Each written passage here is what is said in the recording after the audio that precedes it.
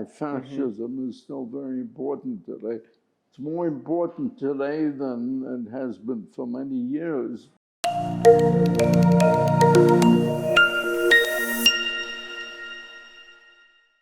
Hello, my name is Elias. I'm from the Socialist Youth in Austria, and I'm here today in the Austrian Cultural Forum with Franz Leichter. Maybe you want to introduce yourself quickly.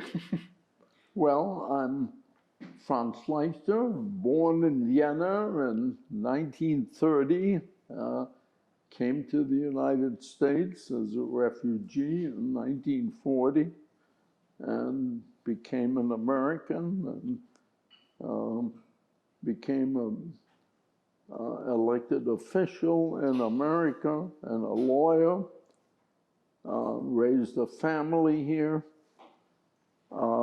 But I still have connections with Vienna, and it's always a great pleasure for me when I get a chance to be in Vienna.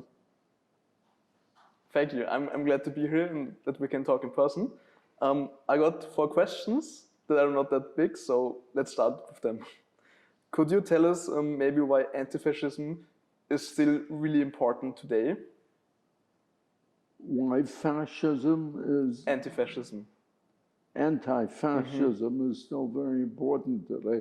It's more important today than it has been for many years, because we see in so many countries, not just in Eastern Europe, but also in Western Europe, and you see it in the United States, a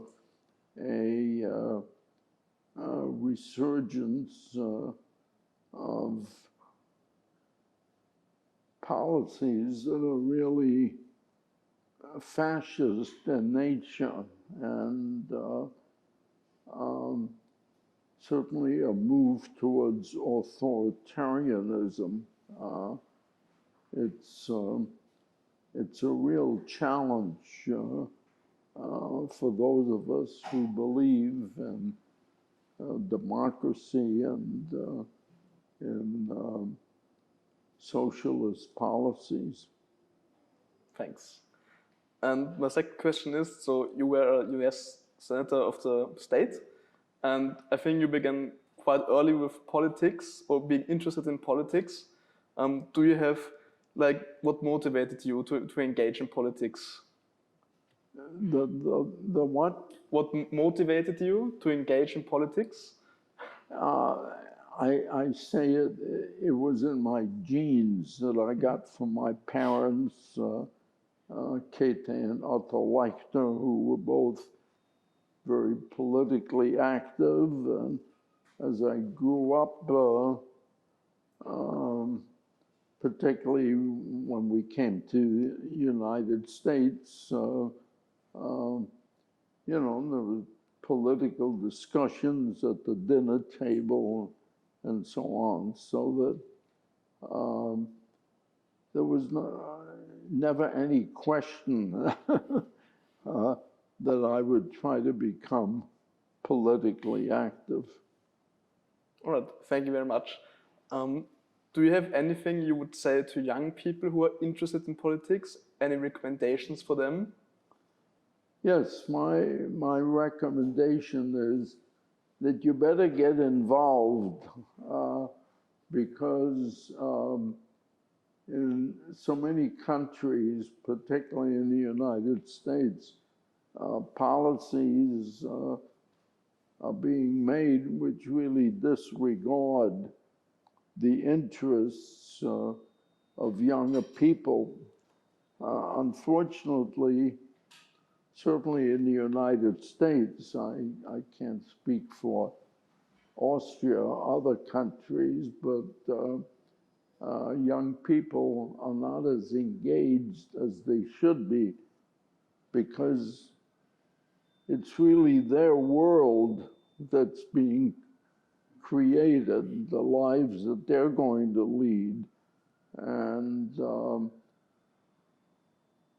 they need to be heard, they need to be involved in setting policies that are going to be effective for them. And I mean, here in the United States, where it's older people who come out to vote, and as a result, they have a great deal of influence. So I'm not saying that they shouldn't have some influence, but we should hear more from younger people. But unfortunately, so many of them are turned off by politics. And it's hard to make them realize that the lives that they're going to lead are going to be very much determined by governmental policies. So they better be heard if they want these policies to take into account their needs and their considerations. Right, thank you very much. And now to my last question.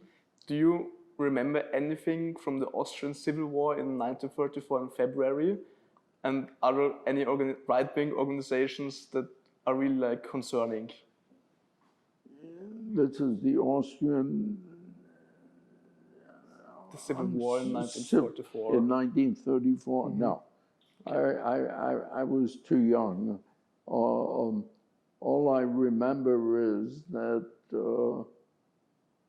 sometime after my parents had fled to Switzerland, that I was taken to Zurich by Katja Adler, the wife of Fritz Adler. And I have some recollection of being in Zurich. Unfortunately, I have very few recollections of my life in Vienna. Okay, thank you very much. Well, thank you.